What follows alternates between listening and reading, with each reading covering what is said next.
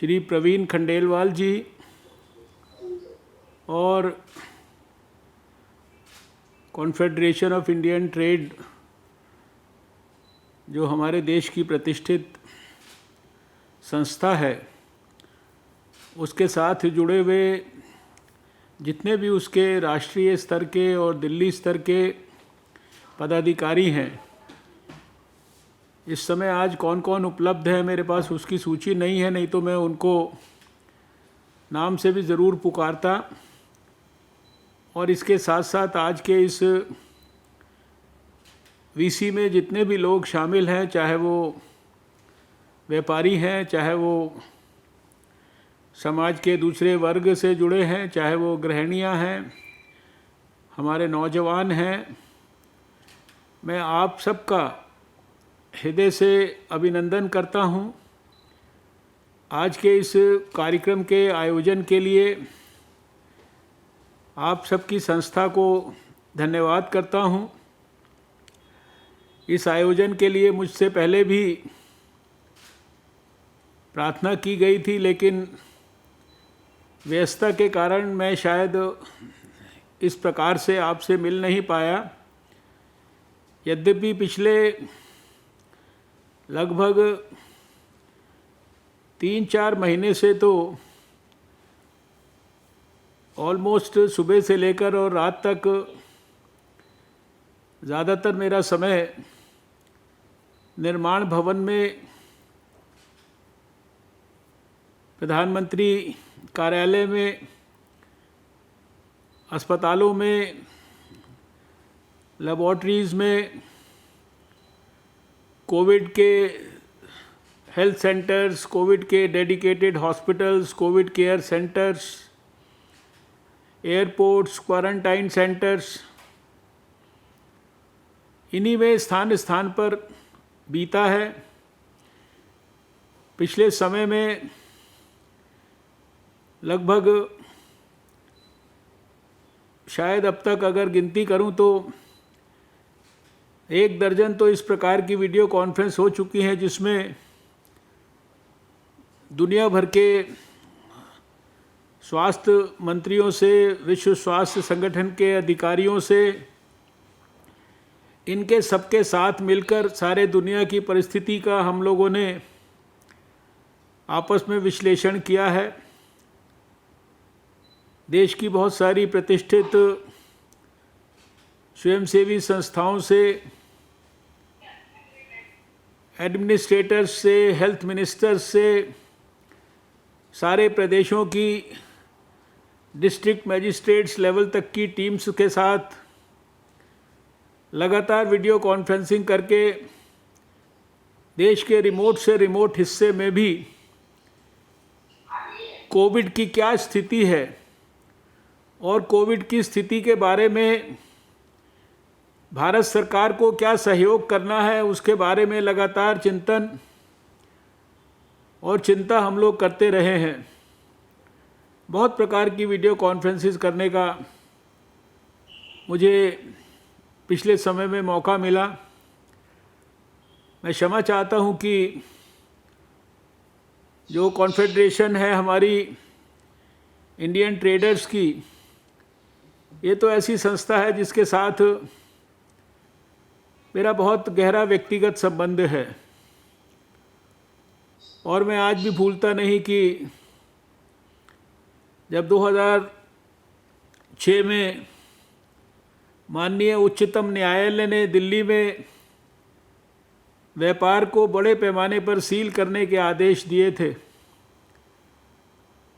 तो आपकी संस्था के सहयोग से, दिल्ली के व्यापारियों के सहयोग से और हमारी अपनी भारतीय जनता पार्टी के कार्यकर्ताओं के सहयोग से दिल्ली में भारतीय जनता पार्टी का उस समय अध्यक्ष रहते हुए सड़कों पर बहुत लंबा आप सबके साथ मिलकर हमने आंदोलन किया है। पिछले 15 वर्षों में भी जब जब व्यापारियों के लिए कोई भी समस्या सामने आई तो किसी न किसी रूप में आपके साथ मिलकर काम करने का मौका मिला है। मुझे इस बात की खुशी है कि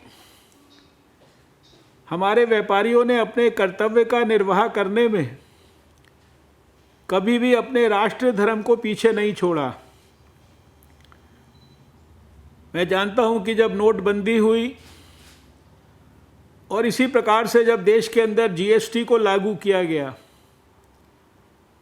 व्यक्तिगत तौर पर व्यापारियों को, व्यापारी संगठनों को, व्यापारी संस्थाओं को और व्यापार से जुड़े हुए लोगों को अपने अपने निजी जीवन में और अपने अपने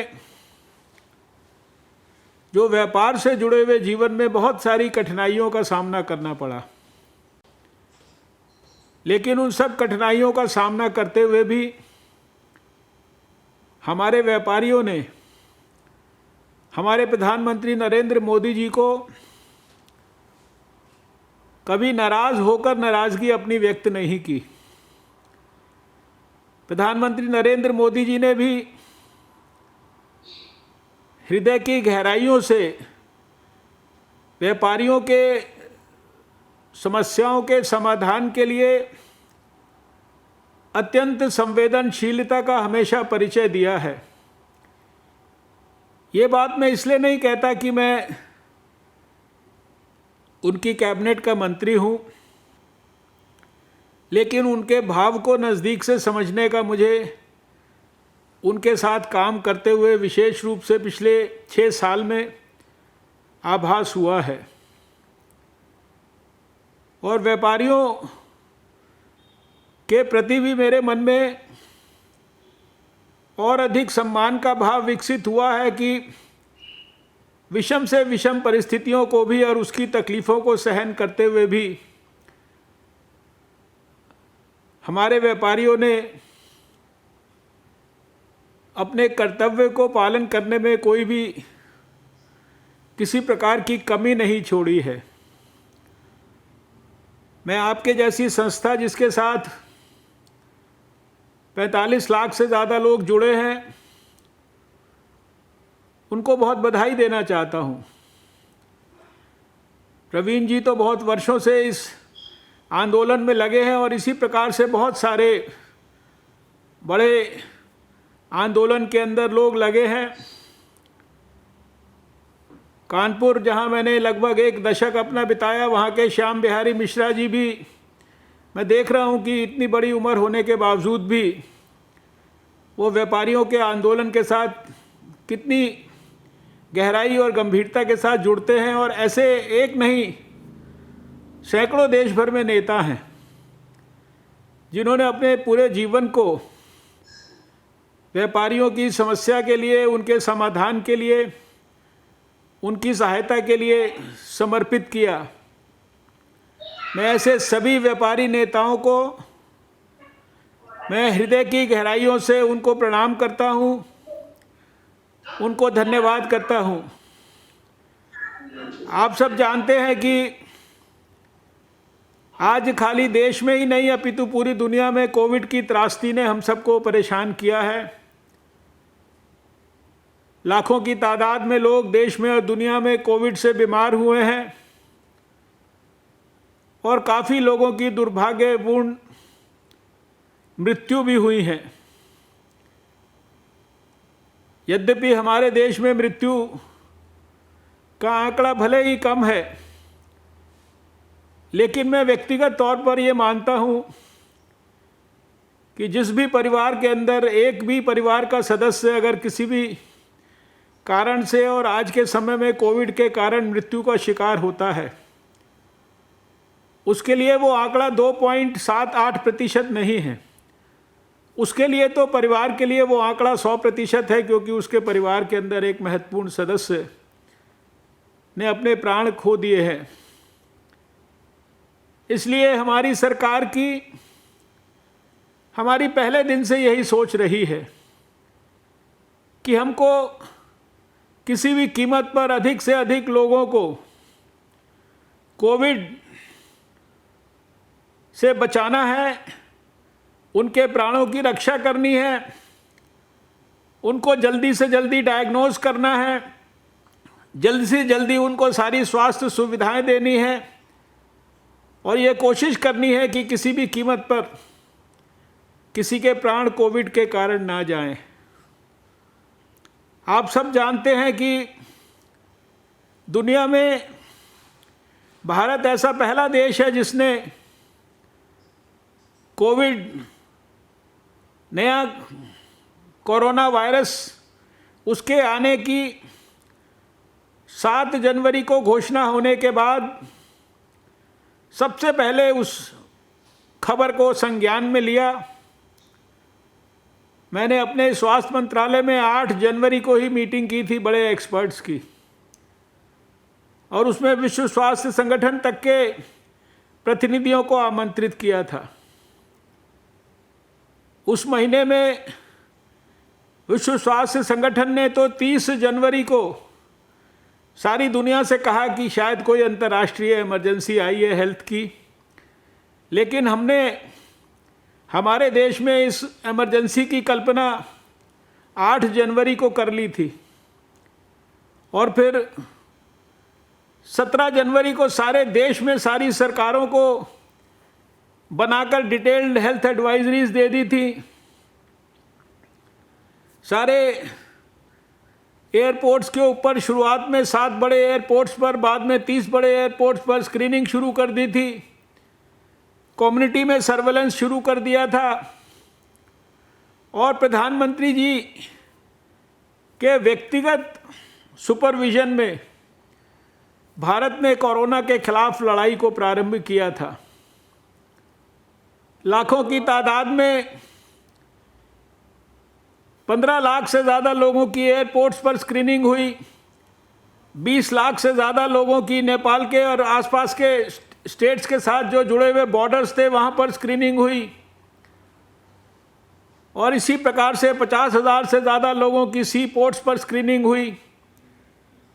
10 से 15 लाख लोग सारे देश में किसी भी समय पर कम्युनिटी सर्वेलेंस में रहते थे। इतनी बड़ी पैमाने पर भारत ने किसी बीमारी के खिलाफ इस तरह की लड़ाई शायद पहले कभी नहीं लड़ी होगी, और सारे समाज ने हम सबको सहयोग किया, सभी वर्गों ने सहयोग किया। अपनी व्यक्तिगत तकलीफ को सहते हुए भी कोरोना के खिलाफ युद्ध में भारत को बाकी दुनिया के देशों के मुकाबले बेहतर संघर्ष करने के लिए सफलता दी। मैं आज के इस अवसर पर आप सबको और आप सबके माध्यम से सभी देशवासियों को धन्यवाद करना चाहता हूं। प्रधानमंत्री जी के आह्वान पर जितने भी स्वास्थ्य मंत्रालय ने भी निर्देश निकाले, उनको मोटे तौर पर सारे देश ने, सारे देश की सरकारों ने अक्षरशः पालन किया। और आज जब 5 जून को एक बहुत महत्वपूर्ण दिन है, आज वर्ल्ड एनवायरनमेंट डे है, विश्व पर्यावरण दिवस है। मुझे 2 साल लगभग, बल्कि 2 साल से भी ज़्यादा पर्यावरण मंत्री के रूप में भी काम करने का मौका मिला, और पर्यावरण के महत्व को हम सब लोग बहुत अच्छी तरह से समझते हैं। आज पर्यावरण दिवस के अवसर पर मैं इतना कहना चाहता हूँ कि कोविड से हम सबको बहुत तकलीफ हुई है। कोविड के वायरस ने हम सबके जीवन को बहुत तकलीफ में डाला है, लेकिन शायद अगर हम कोविड वायरस के दुनिया में आने के संदेश को और गहराई से समझने की कोशिश करेंगे, उसका और गहराई से विश्लेषण करने की कोशिश करेंगे, तो हमें ध्यान में आएगा कि शायद पर्यावरण की, अपने वायु की, अपने जल की, अपने रिवर्स की, अपनी वाइल्ड लाइफ की, अपने नेचर की, प्रकृति की, जिस प्रकार से हम सबको चिंता करनी चाहिए थी, जैसी इज्जत हमें अपने आसपास के एनवायरनमेंट को देनी चाहिए, नेचर को देनी चाहिए, शायद मानवता ने नेचर को एक्सप्लॉइट ज़्यादा किया। अभी कल 2 दिन पहले कितनी बड़ी दुखद घटना भारत में हुई है। शायद पूरे हर एक भारतवासी का मन भरा हुआ है उस हथनी माँ की मृत्यु के कारण। और ऐसी घटनाएं जब होती हैं भारत में, नेचर को जब इस प्रकार से हम अपमानित करते हैं, तो शायद उसके दुष्परिणाम भी हमको भोगने पड़ते हैं। इस 3-4 महीने में हमने देखा कि जब हमको घर पे बैठने के लिए कोविड-19 ने मजबूर कर दिया, तो वातावरण में भी बहुत किस्म की गुणात्मक वृद्धि हुई। बहुत सारी ऐसी आदतें जो शायद हमको पता था कि ये अच्छी आदतें हैं, इन आदतों को जीवन के अंदर अपनाने से हमारा जीवन बेहतर हो सकता है, लेकिन जानते हुए भी हम शायद उनको अपनाते नहीं थे। पिछले समय में चाहे वो स्वच्छ भारत का अभियान हो, चाहे वो स्वस्थ भारत का अभियान हो, ऐसे बहुत सारे अभियान, पर्यावरण मंत्री के रूप में मुझे ग्रीन गुड डीड्स के अभियान को देश में लागू करने का मौका मिला। स्वास्थ्य मंत्रालय में ईट राइट इंडिया मूवमेंट को लागू करने का मौका मिला। अभी मैं समझता हूँ कि जितनी आदतों का हमको कोविड के अंदर मजबूरन परिवर्तन करना पड़ा है, अपने अपने जीवन में, अपने अपने व्यवसाय में, अपने अपने परिवार में, अपनी अपनी सोसाइटी में, जो भी हम जिस प्रकार के भी काम करते हैं, उनके संदर्भ में हमको सबको मिलकर, और इसमें भी जो कॉन्फेडरेशन जो आपकी ट्रेडर्स की है, ऐसी जिम्मेदार संस्थाओं को बड़े पैमाने पर आत्मचिंतन करके सोसाइटी के लिए नए नॉर्मल्स डेवलप करने की ज़रूरत है। और वो जब नए किस्म से हम अपनी आदतें विकसित करेंगे, थोड़ी दूरी मेंटेन करके बैठना, बिना मतलब बाज़ार में, सड़क पर या किसी भी स्थान पर कंजेशन ना करना। अब ये हाथ धोने की आदत, ये तो किसी भी परिस्थिति के अंदर, ये हमारे जो बुजुर्ग लोग थे, हमारी जो एंशिएंट विजडम है, हमारा जो एंशिएंट सैनिटेशन का कोड है, उसमें घर के अंदर कैसे व्यवहार करना चाहिए, इसके बारे में बहुत सारी बातें हैं।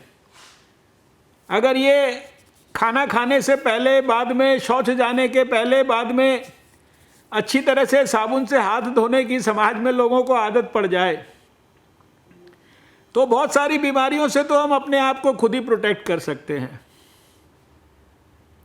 इसलिए विस्तार में ना जाते हुए मैं ये ज़रूर कहना चाहता हूँ, अभी बहुत सारी चीज़ें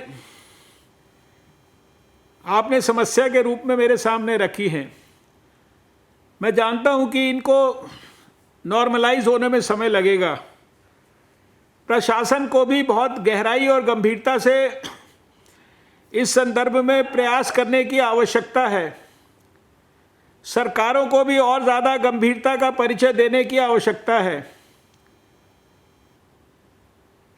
दुर्भाग्य से कुछ सरकारें, उनका ध्यान पब्लिसिटी और पॉलिटिक्स ड्रिवन ज़्यादा है, लोक कल्याण की गंभीर चिंता करने में कम है। लेकिन मैं इस सब के बावजूद भी कहूँगा कि अगर जनता ने अपनी जिम्मेदारी को और गहराई से समझा और नए नॉर्मल्स विकसित करने के लिए जो दूसरों से हमारी अपेक्षा है, उसके साथ साथ हमें भी अपने अपने व्यवस्थाओं में क्या क्या नए सुधार, नए इनोवेशंस डेवलप करने हैं, वो चाहे सड़क के ऊपर हो, चाहे वो मार्केट में हो, चाहे वो ट्रैफिक सिस्टम्स के अंदर हो, चाहे वो रेस्टोरेंट्स के अंदर हो, चाहे वो होटल्स के अंदर हो, चाहे वो स्कूल में बच्चों को भेजने के संदर्भ में हो, चाहे वो कॉलेजों के लिए हो, चाहे वो पार्टियों को, शादियों को, बड़े बड़े फंक्शंस को, समारोह को आयोजित करने के संदर्भ में हो।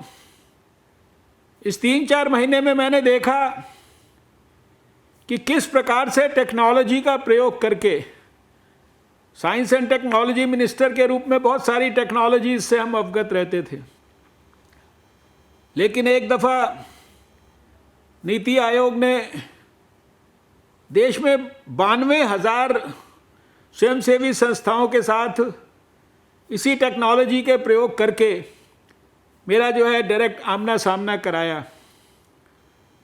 ऐसे सारे देश में कई प्रकार की व्यवस्थाओं के साथ मुझे जुड़ने का मौका मिला और मुझे पता है कि आप लोग हर रोज़ वीडियो कॉन्फ्रेंस के माध्यम से बहुत सारे तरह तरह के लोगों के साथ जुड़ते हैं। अब ऐसा नहीं है कि ये जो हम कर रहे हैं ये केवल कोविड की मजबूरी के कारण इसको हम करें। ये इस प्रकार की व्यवस्थाएं आने वाले भविष्य में बड़े पैमाने पर ये हमारी सोसाइटी का नया नॉर्मल हो सकती हैं। अभी विश्व स्वास्थ्य संगठन ने पिछले समय में दुनिया के 194 देशों के स्वास्थ्य मंत्रियों को कई बार एक साथ प्लेटफॉर्म के ऊपर जोड़ा। प्रधानमंत्री जी ने दुनिया भर के बड़े नेताओं के साथ इसी प्रकार से अपनी बात को शेयर किया। कितना ट्रैवलिंग का समय, कितना मीटिंग्स का समय, कितना व्यवस्थाओं के ऊपर खर्चा, बहुत सारी चीज़ों के अंदर बहुत सारे गुणात्मक लाभ हुए हैं। उनके लिए विस्तार से विश्लेषण करके सोसाइटी के नए नॉर्मल्स जो डेवलप होंगे उसमें हम जितने बड़े पैमाने पर भाग लेंगे, और सबके लिए ये अपॉर्चुनिटी है कि हम किसी दिशा निर्देश का इंतज़ार ना करें, हम किसी हेल्थ एडवाइजरी का इंतज़ार ना करें।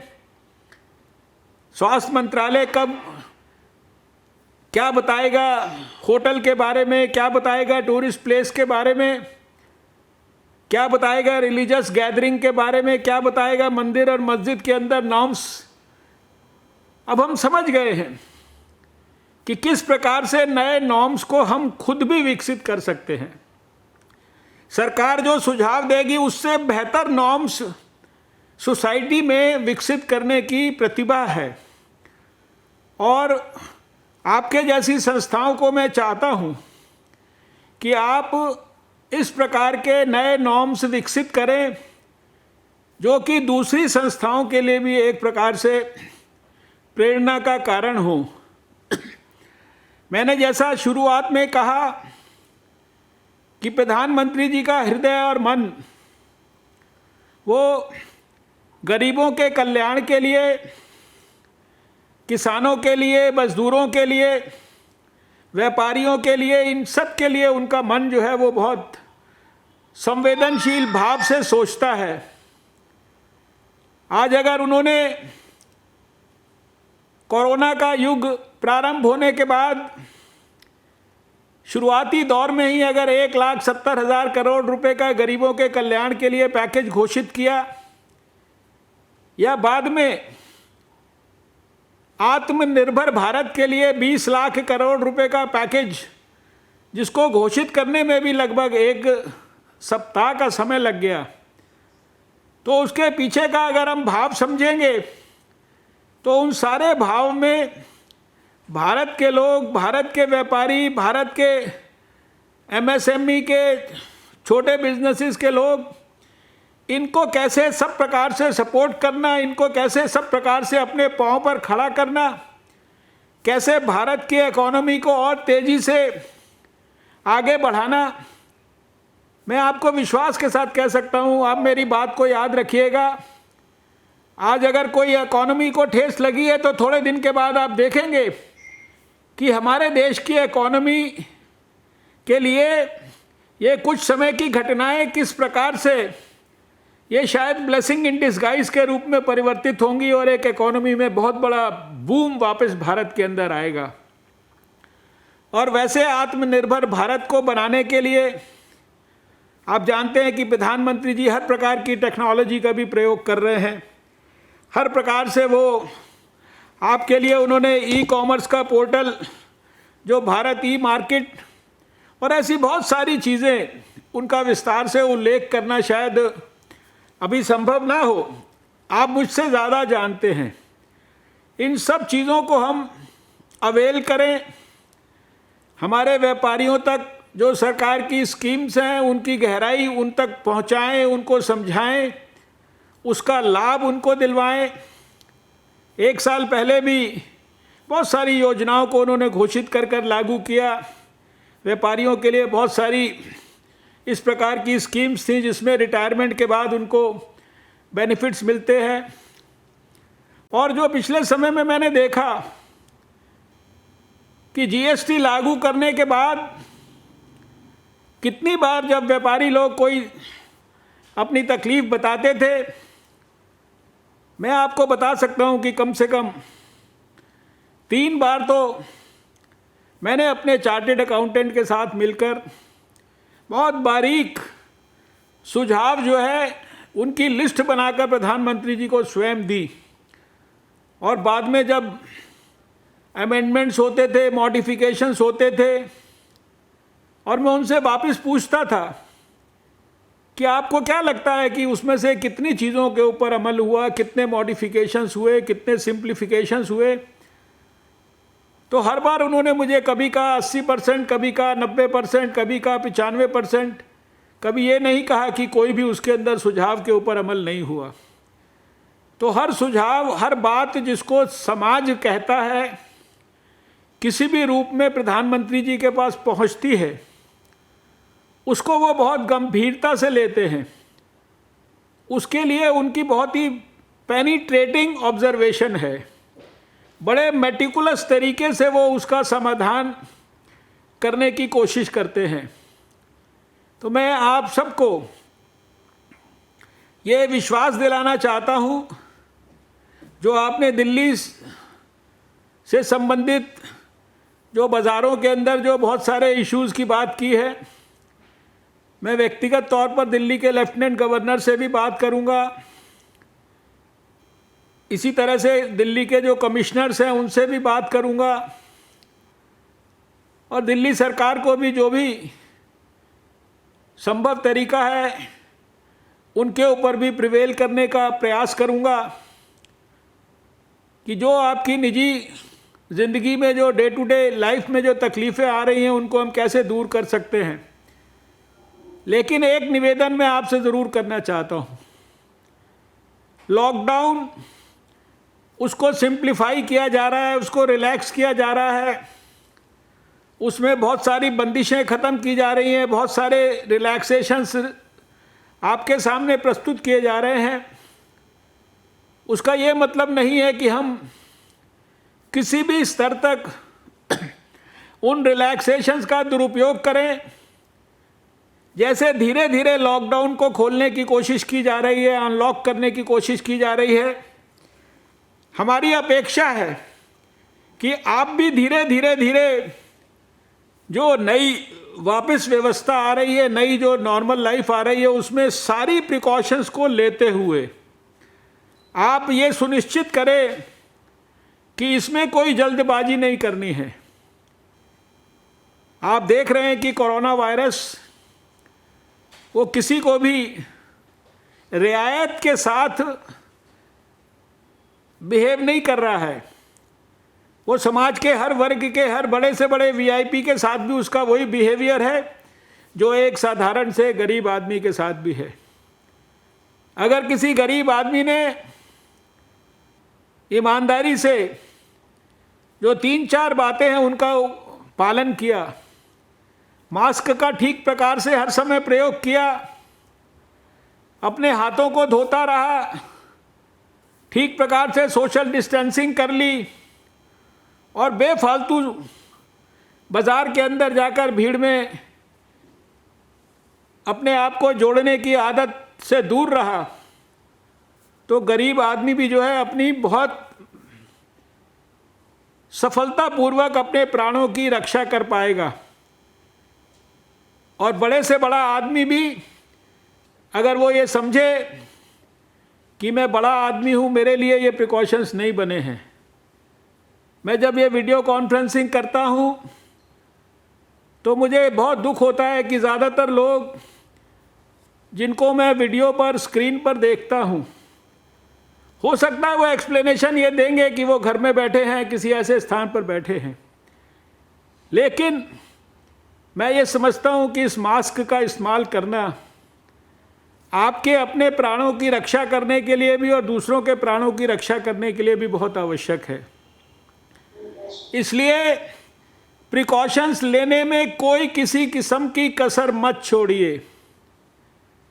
सरकार जो जो व्यवस्थाएं कर सकती थी, आप जानते हैं कि आज पिछले लॉकडाउन के समय अगर हमारे देश में डबलिंग रेट 3 और 4 दिन के करीब था, तो आज जब मैं आपसे बात कर रहा हूं तो पिछले 14 दिन का, 7 दिन का या 3 दिन का जो डबलिंग रेट है वो 14 और 16 के बीच में है। और लगातार सरकार ने सब प्रकार के प्रयास किए हैं इस कोरोना के साथ लड़ाई लड़ने के लिए।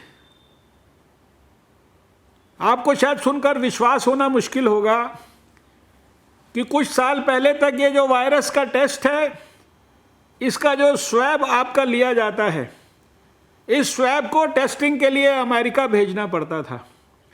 और फरवरी के महीने में हमारे पास केवल एक लेबॉर्ट्री थी हमारे पास।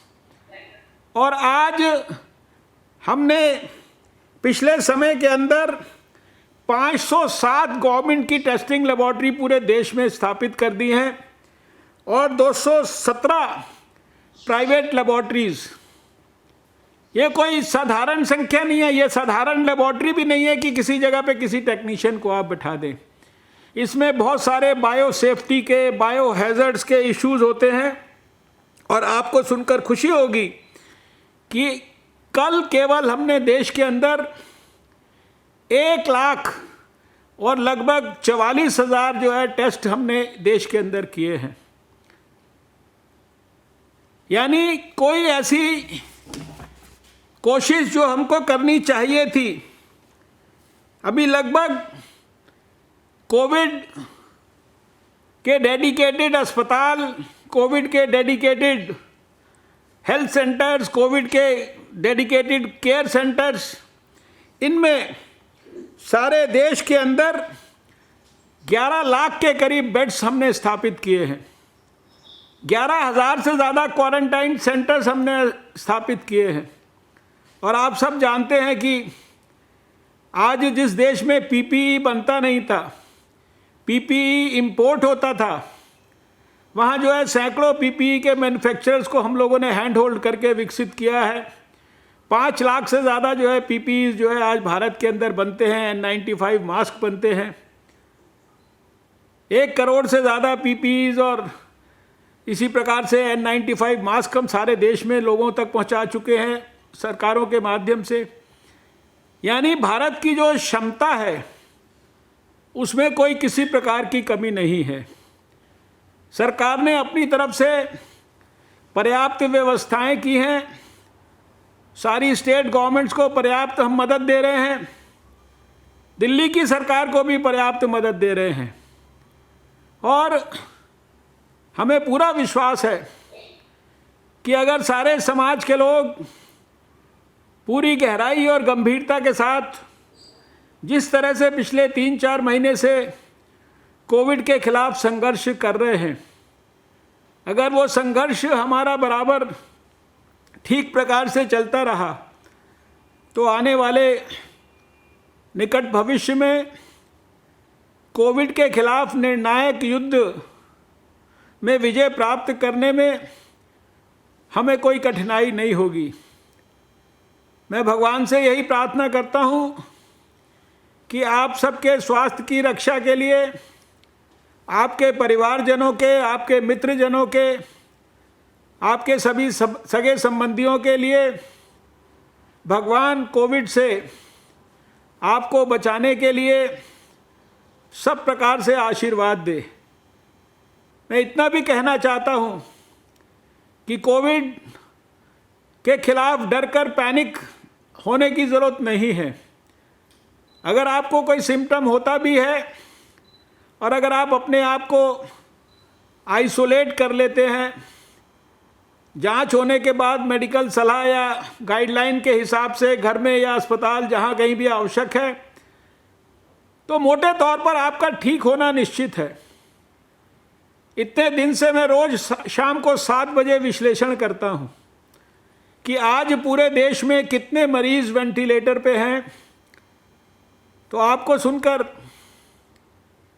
एक प्रकार से आश्चर्य होगा कि वेंटिलेटर नाम का बहुत प्रयोग होने लगा है।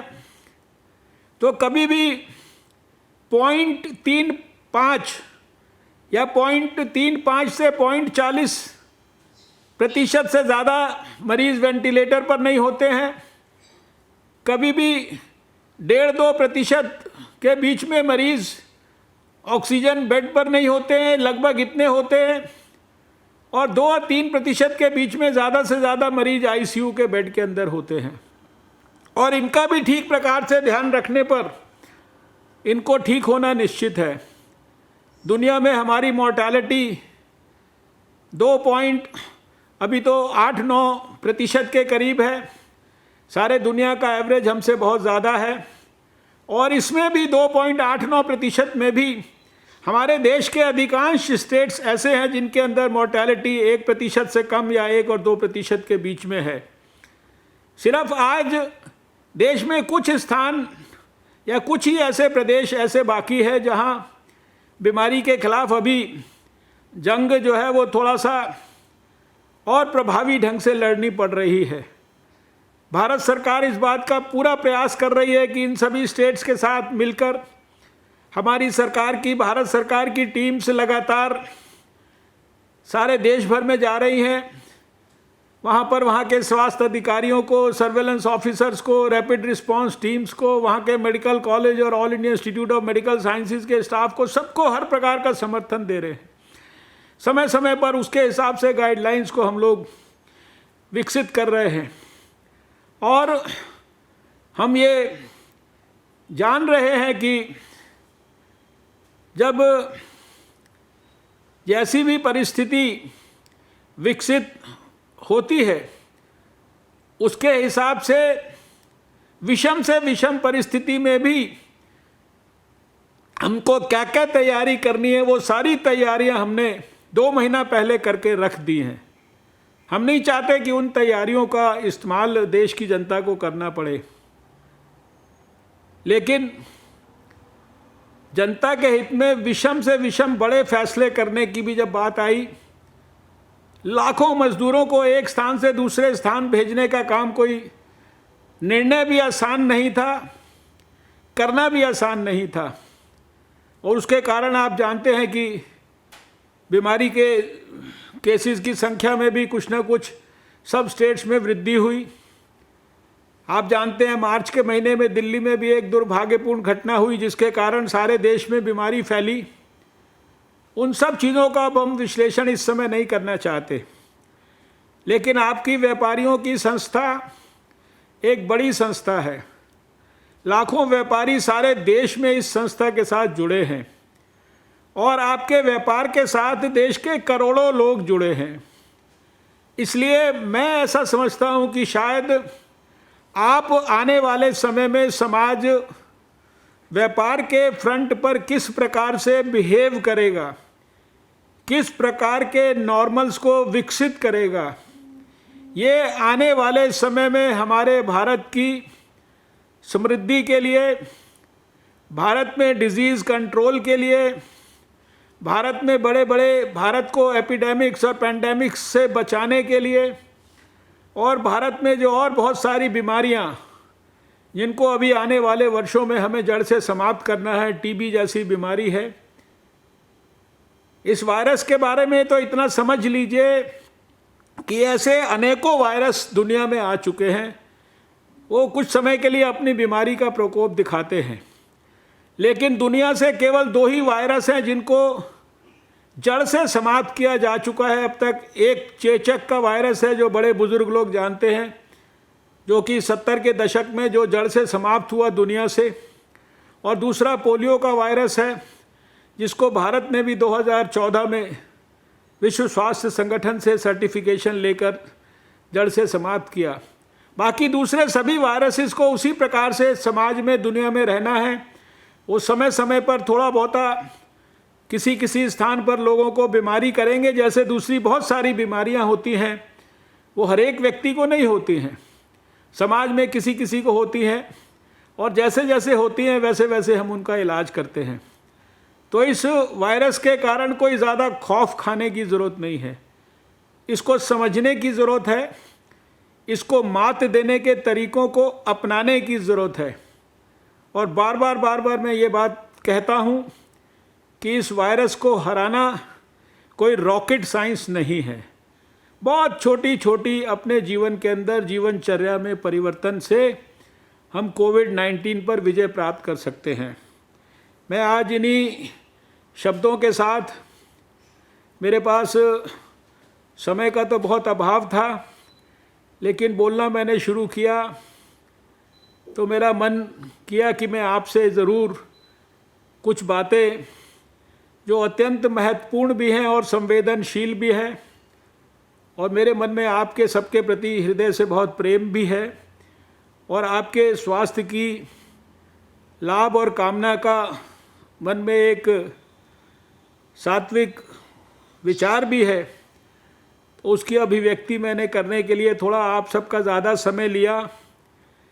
आपने धैर्यपूर्वक मेरी बातों को सुना, इसके लिए मैं आप सबका हृदय से धन्यवाद करता हूँ, आप सबका अभिनंदन करता हूँ, और भगवान से आप सबके स्वास्थ्य की कामना करता हूँ।